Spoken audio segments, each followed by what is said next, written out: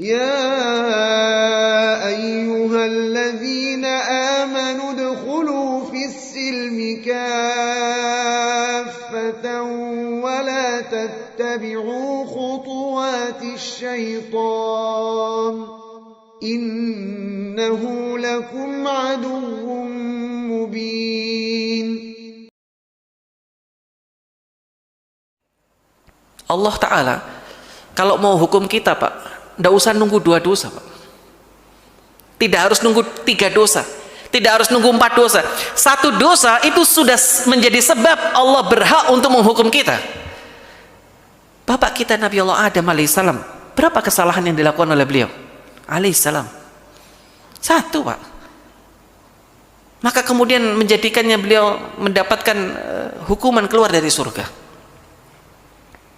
Lalu bagaimana dengan orang yang setiap hari mengulang dosanya tanpa taubat? Waliyadzubillah. Mari sekali lagi, tidak ada dosa kecil dan jangan pernah sekali-kali meremehkan dosa. Maka disinilah kita ini harus mengenal siapa musuh kita. Setan itu biasanya masuk melalui pintu-pintu yang kita nggak bayangkan, Pak. Saya kasih contoh ini ya, saya nukilkan. Ini perkataan daripada sahabat Umar, mudah-mudahan saya tidak salah, tentang jenis-jenis syaitan. Ada setan yang menghasut supaya kita ini hidup boros, zailatun. Ada lagi yang setan yang menghasut rumah tangga, dasim. Yang biasanya masalah kecil di rumah tangga jadi besar, gara-gara itu setan berharap rumah tangganya berantakan. Ada lagi yang kemudian menghasut orang agar terlalaikan dengan hal-hal yang diharamkan sama Allah Ta'ala, dari suara-suara yang diharamkan, musik misalnya. Ada lagi kemudian setan yang kemudian menggoda orang agar hobi punya penyakit apa? Ghibah, Pak. Namanya siapa? Masud. Jadi biasanya dia memfitnah, memberikan bisikan agar orang itu hobinya ghibah.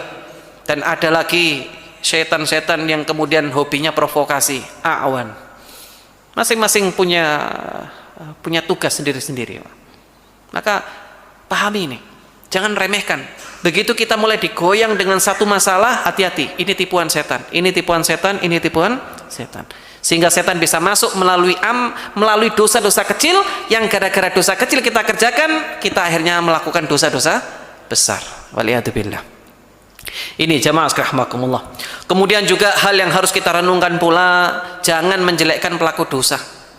Ini poin penting. Kalau kita banyak dosa, kita memang diizinkan untuk taubat kembali kepada Allah Ta'ala. Jangan merendahkan pelaku dosa.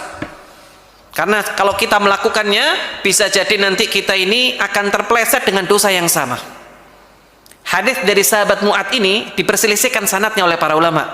Bunyi hadisnya, man ayyar akhahu bidzambin lam yamut hatta ya'malah. Barang siapa yang menjelek-jelekkan saudaranya karena satu dosa yang saudaranya sudah taubat, sudah minta maaf, sudah tobat, dijelek-jelekan, diungkit-ungkit. Si fulan dulu pernah zina, si fulan dulu pernah minum khamar, si fulan dulu begini, diungkit-ungkit lagi, diungkit-ungkit lagi. Apa kata Rasulullah? Dia tidak mati kecuali dia melakukan dosa itu. Hati-hati, Pak. Sekarang ini kita dipicu dengan media sosial ini untuk membicarakan kesalahannya orang. Mungkin orang yang kita bicarakan sudah tobat, sudah berhenti, tapi diulang lagi, diulang lagi, diulang lagi. Waliyadzubillah. Maka kita perlu hati-hati jamaah sekalian. Jangan sampai seperti itu. Kemudian juga ada perkataan indah, hal yang senada daripada Al-Imam Ibnul Qayyim Al-Jauzi. Beliau mengatakan dengan redaksi yang hampir sama. Apa kata beliau rahimahullah? Wa kullu ma'siyatin uyyirat biha akhak fahiya ilaika yahtamilu ay yurida bihi annaha sa'iratun ilaik wala budda an ta'malaha. Setiap maksiat yang dijelek-jelekkan kepada saudara kalian, maka itu akan kembali kepada kalian. Maksudnya bisa dipastikan kalian akan melakukan dosa yang sama. Kalau ada orang misalnya, Pak, kepleset melakukan dosa, kepleset, namanya manusia, kadang kepleset. Sebutlah dia mungkin lalai sholat subuhnya sampai kerinan.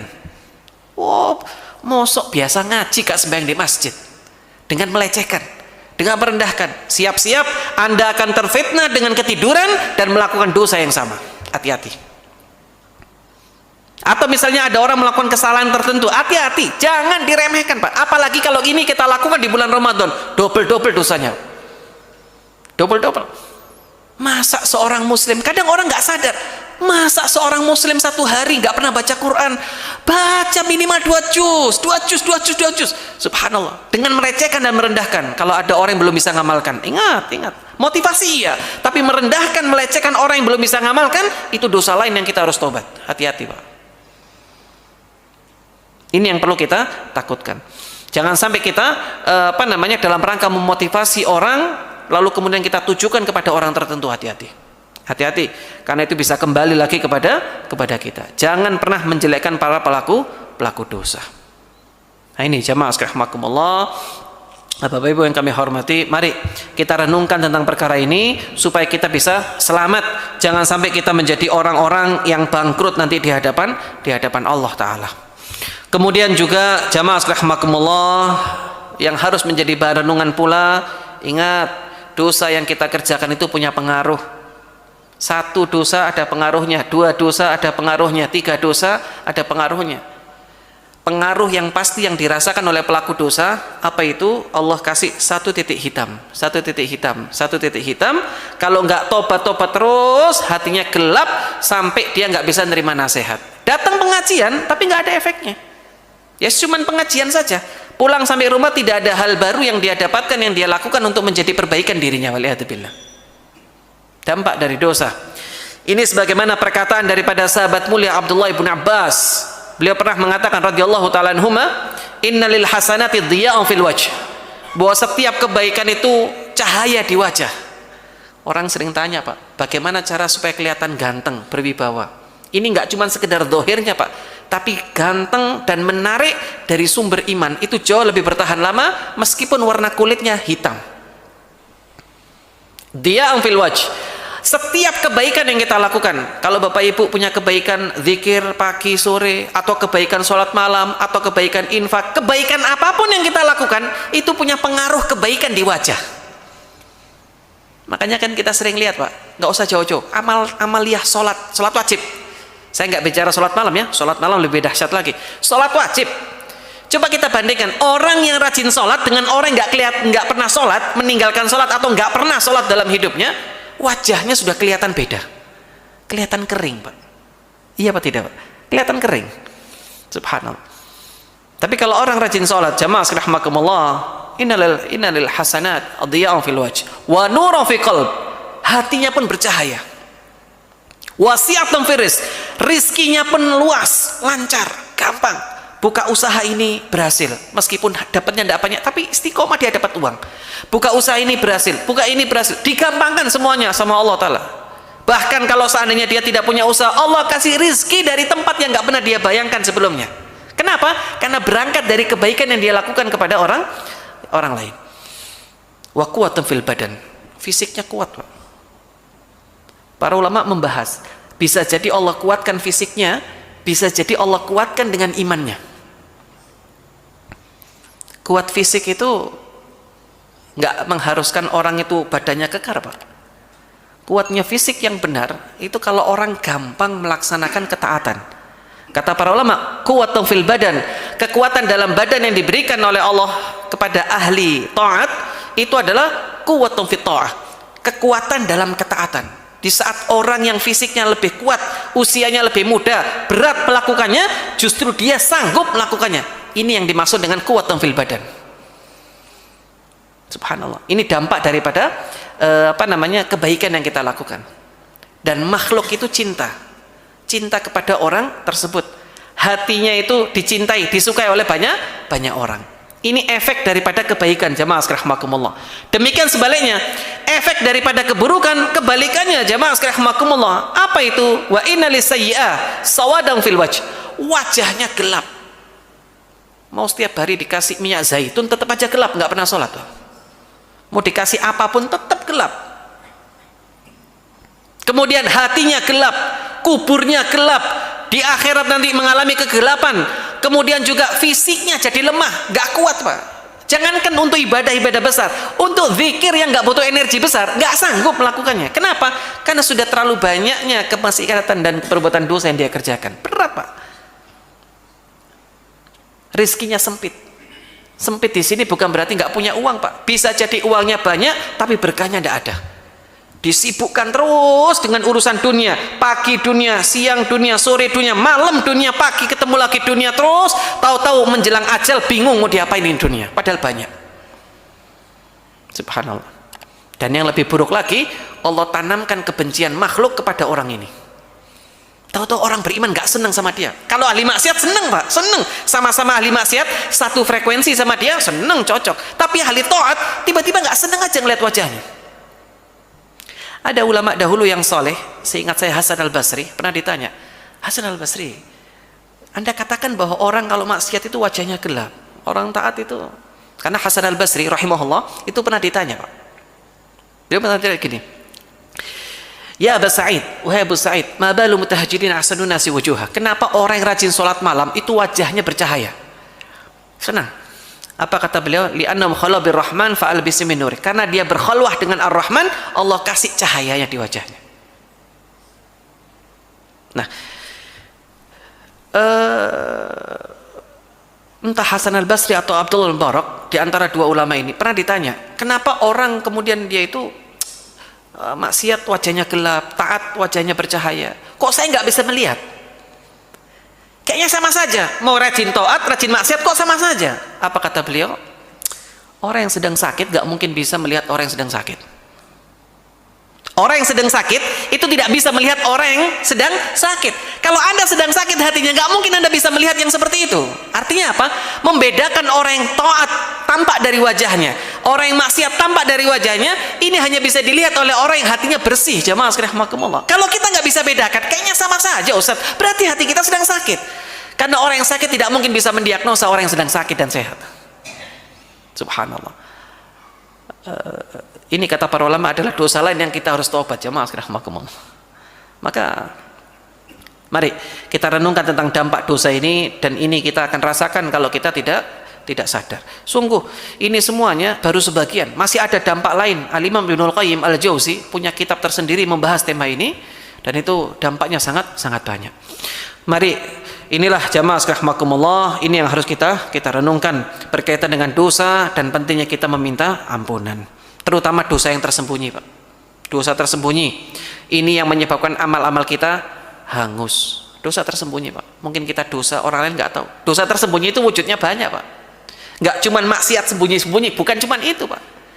Kita suudzon sama orang itu dosa tersembunyi. Jamaah sekalian rahimakumullah. Orang sering berpikir dosa tersembunyi itu adalah zina sembunyi-sembunyi. Naam, itu dosa tersembunyi. Kemudian maksiat sembunyi-sembunyi. Naam, itu dosa tersembunyi. Tapi yang perlu kita khawatirkan adalah apa? Kita sedang melakukan dosa tersembunyi, tapi kita nggak sadar kita melakukannya. Itu jauh lebih mengerikan lagi. Jamaah sekalian rahimakumullah. Mari kita renungkan hadis ini. An Thauban anin Nabi sallallahu alaihi wasallam annahu qala. Dari sahabat mulia Thauban, dari Rasulullah sallallahu alaihi wasallam, beliau bersabda, la'alamanna aqwaman min ummati ya'tuna yaumal qiyamah bihasanati amsali jibali tihama bayda. Akan datang dari umatku di hari kiamat kelak seseorang yang amal solehnya banyak seperti gunung Tihama yang putih. Gunung Tihama itu besar sekali Pak. Fayaj'alullahu azza wa jalla haba'an manthura. Tapi Allah jadikan amal-amal itu seperti debu yang berterbangan, gak ada artinya. Lalu kemudian Rasulullah SAW ditanya oleh Thauban yang meriwayatkan hadis ini, ya Rasulullah, sifhum lana, jallihim lana, alla nakuna minhum wa nahnu la na'lam. Qala amma innahum ikhwanukum wa min jildatikum wa ya'khuduna minal laili kama ta'khudun walakinnahum aqwamun idza khalu bimaharimillah intahakuha. Apa kata Rasulullah? Mereka ini dari kulit-kulit kalian, saudara kalian, sama-sama sholat malamnya, sama-sama puasa sunnahnya, sama-sama banyak zikirnya, sama-sama. Wa ya'khuduna minal laili kama ta'khudun. Sholat malam, mungkin kalian nggak sholat malam, mereka sholat malam. Subhanallah. Walakinnahum aqwamun idza khalau bimaharimillah intahakuha. Tapi ketika dia sedang sendirian, nggak ada orang lain lihat, ketika dia berbenturan dengan yang diharamkan, justru dia tabrak semua aturan Allah Ta'ala. Waliyahatubillah. Muhasabah Pak. Suudzon sama orang. Saya nggak bicara dosa sembunyi-sembunyi yang sering dilakukan kebanyakan orang, atau mungkin kita juga kepleset di situ, bukan. Tapi yang mau kita tekankan di sini adalah ada dosa-dosa yang kita nggak sadar sudah melakukan kepada orang. Prasangka buruk kepada orang lain. Kemudian meremehkan orang lain, meskipun lisan kita nggak pernah ngomong Pak. Ada ulama Pak, ulama ini tidak bisa sholat malam hanya gara-gara satu dosa. Ternyata sebagian ahli sejarah menukilkan, pernah beliau sedang masuk masjid, melihat ada orang nangis di masjid. Nangis di masjid, nangis. Dia cuman batin, nggak ngomong Pak, tidak sampai keluar dari lisan, cuman batin. Apa yang dia katakan? Orang ini riya. Nuduh orang lain yang ketika meneteskan air mata di masjid itu dianggap riya. Apa kata ulama ini? Gara-gara dosa ini saya diharamkan oleh Allah Ta'ala, ditahan, dihalangi oleh Allah Ta'ala. Gara-gara dosa itu tertutup pintu amal soleh, 5 bulan nggak bisa sholat malam. Gara-gara apa? Nuduh orang lain riya. Subhanallah. Ini dosa, dzunub kholawat, dosa tersembunyi Pak. Saya kalau dosa zina sembunyi-sembunyi, minum khamar sembunyi-sembunyi, mungkin sudah sering disampaikan oleh para ulama lainnya Pak. Bukan itu Pak. Tapi kita ingin lebih aware, lebih berhati-hati terkait dengan dosa yang mungkin kita kepleset, yang kita anggap itu bukan dosa, ternyata itu dosa tersembunyi yang gara-gara itu akhirnya kita menjadi orang bangkrut di hadapan Allah Ta'ala. Waliyahzubillah. Ini jamaah rahmakumullah. Karena dosa tersembunyi itu efeknya lebih buruk. Orang yang tadinya istiqomah bisa nggak istiqomah gara-gara dosa tersembunyi Pak. Ini sebagaimana perkataan para ulama, inna dzunubal khalawati hiya aslul intikasat wa ibadatul khafa hiya a'dhamu asbabis tsabat. Dosa tersembunyi itu bisa menjadi sebab keterbalikan seseorang. Awalnya istiqomah, tahu-tahu bleset lagi. Awalnya dia tobat, hijrah, balik lagi. Awalnya kenapa? Dosa tersembunyi. Demikian sebaliknya, amal-amal yang kita soleh, amal soleh yang kita lakukan dengan cara sembunyi-sembunyi, ibadah yang kita sembunyikan, itu menjadi sebab istiqomahnya seseorang. Jadi kalau kita ingin istiqomah, maka lakukan amal soleh sebisa mungkin orang lain tidak tahu. Kecuali amal-amal syiar Pak. Bapak Ibu, jamaah sekalian rahimakumullah, pemirsa Madani TV di mana saja Anda berada, mari kita renungkan ini. Jangan sampai kita menjadi orang-orang yang kemudian kita ini dilalaikan daripada yang seperti ini. Dilalaikan daripada yang seperti ini. Kita akhirnya terbawa dengan suasana lalu kemudian melakukan dosa tersembunyi. Ingat, kalau saya ceritakan dosa tersembunyi, jangan terfikir zina sembunyi-sembunyi saja. Itu dosa tersembunyi. Kemudian tidak, kita ingin masuk lebih dalam lagi. Kadang ada maksiat-maksiat terselubung dalam hati yang kita nggak sadar, yang itu masuk kategori dosa tersembunyi. Nah ini jemaah sekalian rahimakumullah. Karena itu yang menjadikan seseorang hancur dan akhirnya dia wafat atau meninggal dalam keadaan su'ul khotimah waliyadzubillah. Ini dan kisah mengenai ini banyak Pak. Ada sebuah kisah cukup bagus. Ini kisah diceritakan oleh Syekh Khalid Rashad, hafizahullah. Beliau katakan, ada seorang yang dulunya itu preman Pak. Hijrah, dia berteman dengan orang yang soleh. Temannya soleh Pak. Dulunya dia preman ini, tapi kemudian dia tobat hijrah. Udah sibuk dengan dakwah, bangun sholat malam, sampai temannya ini takjub dengan dia. Masya Allah ya orang ini. Ternyata apa yang terjadi jamaah sekalian rahimakumullah, teman dia ini ketika dia pindah ke satu tempat, dia menyibukkan diri dengan dakwah dan lain sebagainya, subhanallah dia tergelincir dengan tiba-tiba temannya ini, teman yang soleh ini dengar kabar kalau temannya ini sakit. Maka dia berkunjung Pak ke tempatnya. Begitu datang ke sana, ternyata dilihat wajahnya itu gelap. Sampai takjub ini orang, hah? Wajahnya gelap, tapi kan nggak boleh suudzon sama orang. Ditanya, kenapa kamu bisa sakit seperti ini? Saya sakit parah. Lalu ditalkin. Ditalkin itu ternyata tidak bisa. Lesannya berat untuk mengucapkan kalimat tauhid la ilaha illallah. Padahal, lu kenapa kok berat ini? Padahal kan kamu ahli taat, ahli melakukan kebaikan-kebaikan, dikenal sudah hijrah, sudah taubat. Apa kata dia? Kamu nggak tahu apa yang saya lakukan. Saya ini sudah pernah sakit seperti ini 3 kali. Ini yang ketiga. Saya pernah dulu sakit. Ternyata setelah saya sakit itu saya tobat kembali kepada Allah Ta'ala. Saya punya dosa yang saya sembunyikan yang orang nggak tahu. Ternyata orang ini punya kebiasaan minum khamr di tempat kesendiriannya. Dia taat, ahli taat, tapi sering minum khamr. Jamaah sekalian rahimakumullah. Ketika saat itu saya sedang sakit parah, saya kembali lagi membaca Al-Quran. Lalu kemudian Allah sembuhkan saya sakit itu. Lalu kemudian saya kepleset lagi dengan dosa yang sama di waktu yang lainnya. Saya tobat lagi kepada Allah Ta'ala. Saya janji tidak akan mengulang lagi, tidak akan mengulang. Ternyata saya sakit lagi. Saya doa lagi kepada Allah, baca Quran lagi, masih bisa. Dan ini yang ketiga. Ketika saya sakit yang ketiga ini, saya minta kepada Allah agar bisa baca Quran, tidak bisa.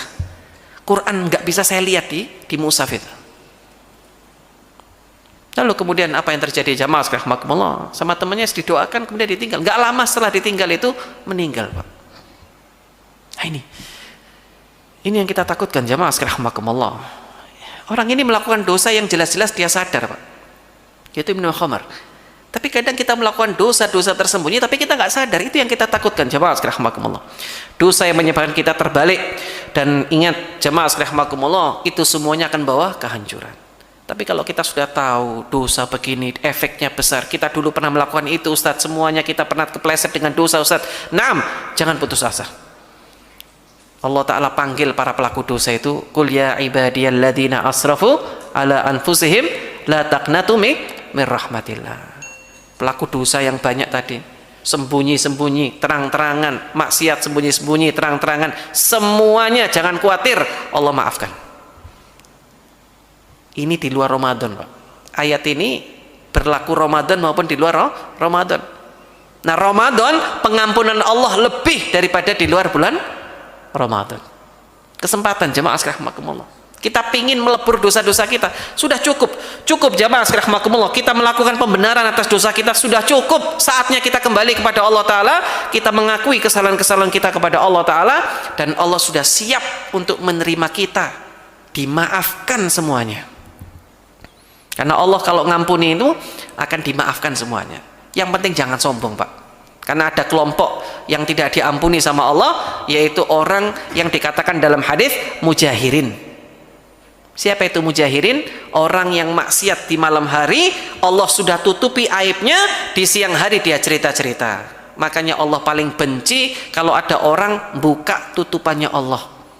Makanya Pak, Bu, kalau kita melihat ada teman kita berbuat dosa, tutupi, nasihati, selesai. Jangan dicerita-ceritakan, jangan dibuka-buka, jangan, tidak boleh Pak, tidak boleh.